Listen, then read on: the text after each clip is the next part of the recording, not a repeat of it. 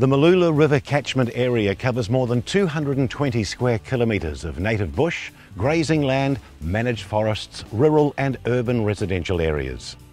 Almost 30% of the area's remnant vegetation remains, and much of the upper catchment contains substantial areas of native vegetation, including rainforests with rare and endangered plant life, such as king ferns and orchids. Encroachment of residential areas into riparian buffer zones along the river places pressure on riparian vegetation.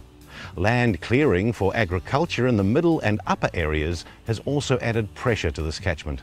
Funded by the Environment Levy program, Council commenced a 5-year project, the Mooloolah River Corridors Restoration Project. This $1 million project aims to identify key riparian and terrestrial ecological corridors within the Mooloolah River freshwater catchment area and use those corridors as a focus for a short-term, intensive conservation and restoration program. Project's objectives support a strategic outcome in the Sunshine Coast Waterways and Coastal Management Strategy. And we're here today with Kenneth McClymont from the Sunshine Coast Council. Kenneth, what have been some of the key achievements of this project? Well, Steve, we've got about 25 project sites on public and private land. We've planted about 35,000 plants, and all up we've done about 20 hectares of revegetation on those sites. And you've done a bit of weed control as well?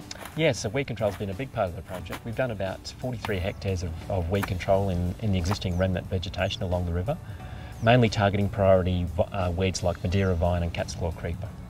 We're in one of the project areas right now. What's been done here? Yes, Steve, this is a really interesting site. We call this Old Gympie Road South. It's a council site where we've done about 3 hectares of revegetation.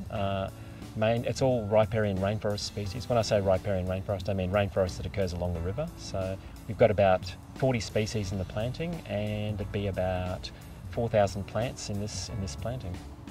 You've got private landholders involved as well? We have, Steve, yeah. We have a number of private landholders involved. We've done about 4 hectares of revegetation on private land, and we've also worked with 16 land for wildlife properties in the upper catchment. So what does the future hold for these projects? Well, the project finishes in mid-2014. After that, all the private landholder sites go back to the private landholders to look after, and the council sites will be taken over by council to aggressively maintain. The Mooloolah River Corridors Restoration Project has been essential in enhancing key corridors within the catchment. And with its successes to date, the project was a finalist in the 2012 Healthy Waterways Awards.